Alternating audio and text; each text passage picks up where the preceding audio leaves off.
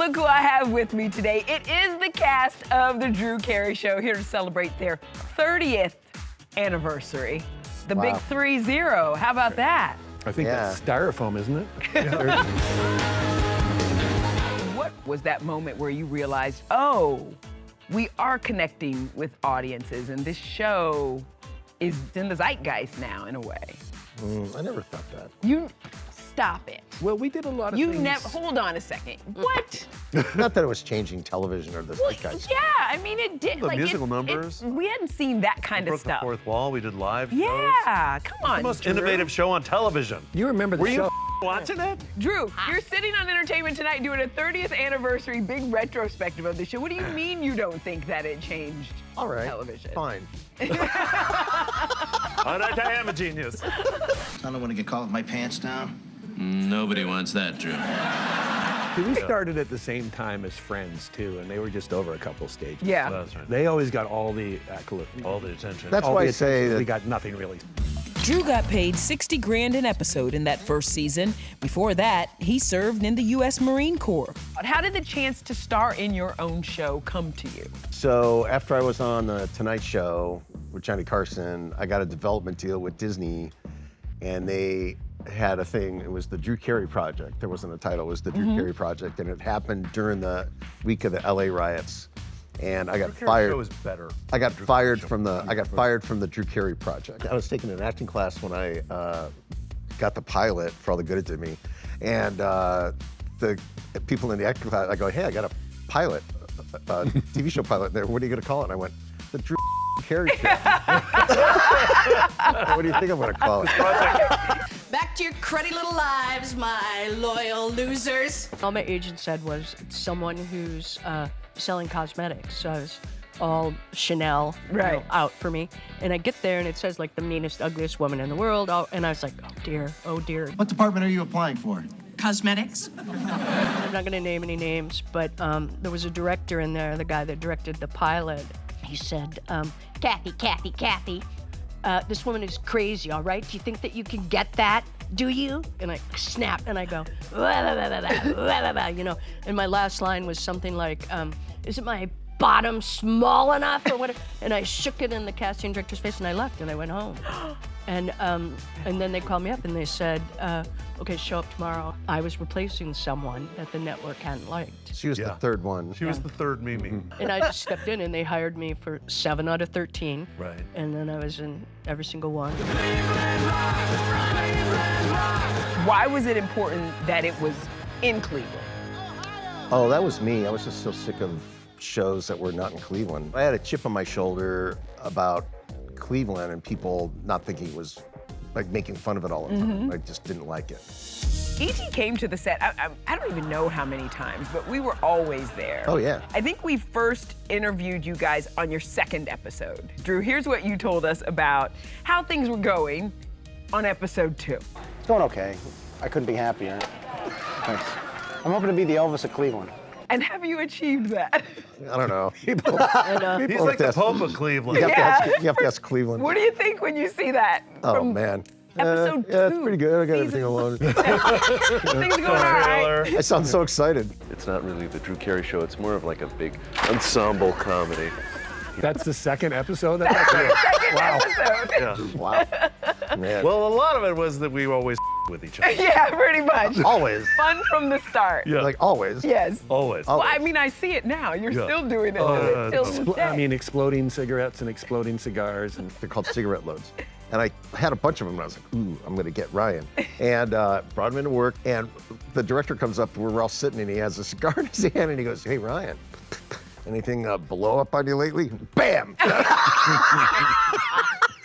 And he jumped up like a cartoon, remember? He jumps up, amazing. the thing's bent back like in a cartoon. Man, it was so damn funny. I think a couple of us like fell off onto the floor. No, it was We were really laughing so hilarious. hard, yeah. We really genuinely liked being together. Except the first year I was there, Drew didn't make eye contact with me or Not speak one. directly to I me. called them Oswald and Lewis the whole year. And Mimi. He couldn't we called remember him our real Drew. name. I would never call them their That real was names. weird. I'm really sorry about that. The musical numbers.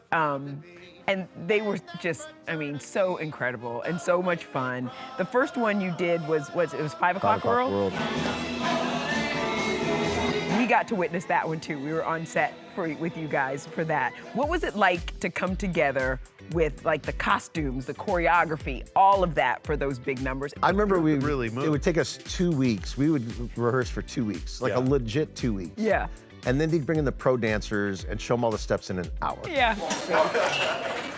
I remember we had those go-go cages. Yeah, the first one. Yeah, and I was concerned that the guys knew how much I weighed because I didn't want that thing to come crashing to the ground when I was up there, like. Oh yeah, you were in a go-go cage. In my boots, like wardrobe and everything. I was like, hello. Yeah. Help me, help me. We just did odd things. Yeah. Kathy drugged Drew and mailed him to the Great Wall of China, and they shot him on the Great Wall of China. We were with you in that in the episode in China. E.T. came to visit. They went to China? Yes. Wow. Action. And are we making TV history, do you understand? I doubt it. It's just a sitcom. You can never make TV history on a sitcom. I had my birthday on the Great Wall because there was no reason for me to be there, but they let me go, and I hung out with the cameraman's wife. That's a great trip. Yeah. What was the most memorable thing about that experience? The China trip? Mm-hmm. I got addicted to Ambien. All right, that's a great story. My doctor gave me Ambien for the flight. And I go, when do I take these? And he goes, right before your head hits the pillow. I know. And I was like, these are great. So anytime I wanted to go to sleep, I would take an Ambien, and then next thing you know. The show was never afraid to experiment. We goofed around all the time. Yeah, you did live shows, you did episodes where the viewers had to figure out what was wrong, what was happening. You had dream sequences, all of that stuff. Anything for a laugh. Was there ever a time where you felt like, okay, I don't know if the audience is gonna go with us on this? We had Trump on one time. Yeah, we did. We did. In traffic jam, Trump showed up. Wow, hot one, isn't it? And a bear. And a bear. Yeah. Live bear. Bears. And a bull. Camel.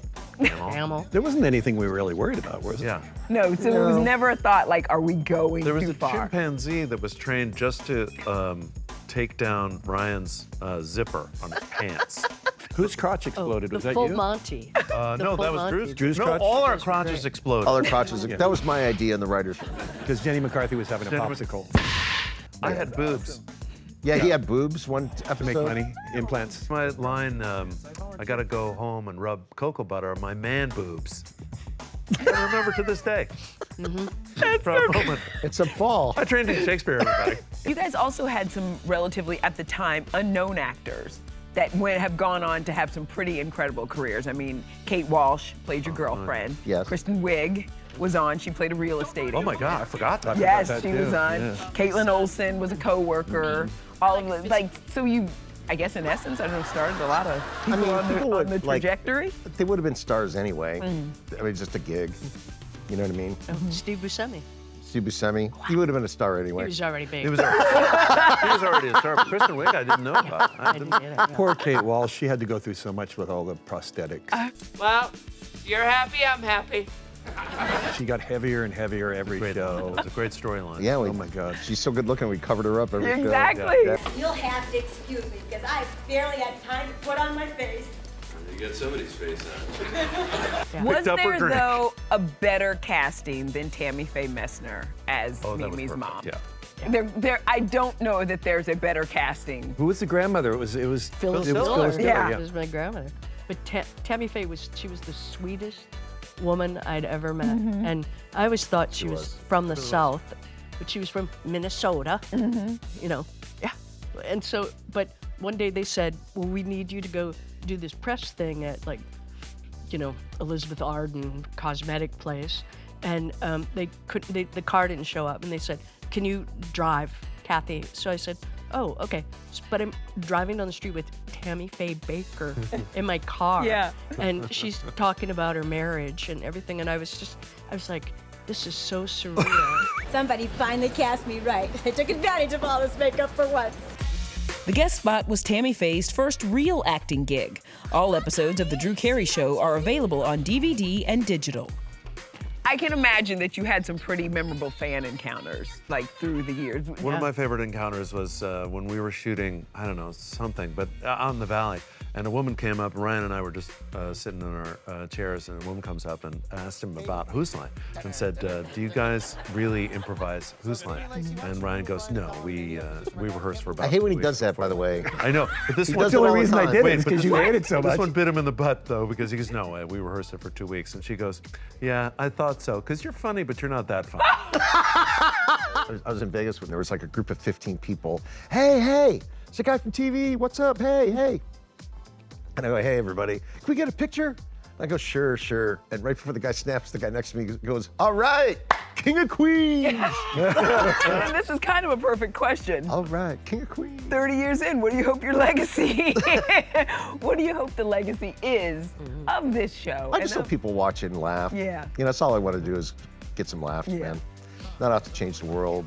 I was out to change my world. And That's you it. did. Yeah, and get some laughs, have some fun. And I'm just really grateful that people even remember the show and fondly and want to do things like this. I can't tell you how much it means to me knowing that people still think fondly of the show and still think it's funny. Even watching it 30 years later, it still holds up, and that makes me very proud. We had the best craft service. I still get people from other shows saying that. You guys had the best craft service. Yes. They would come raid your craft service. Full turkeys. Guys from on. ER would be overeaten in our craft service. Yeah. The guys from Full Ocean's baked 11 came onto our stage and ate our turkey. We had full roast turkey every tape night. Pie, sides, salads. Cakes, Oh my God, Yeah. it was the greatest. Man. Yeah. maple bacon. Yeah. Get out. No, it was bananas. Yeah. Just bananas. Man. And So that's our legacy, our craft service. Well, this honestly has been one of the most fun, like, conversations one of the- I've had. Well, up there. He said one of them. Who else? Who else was as funny as we were? yeah. The Friends guys? Oh, Who are you talking about? They wouldn't show up. They all sat on the couch together. Sure, we'll be Yes, of here. course.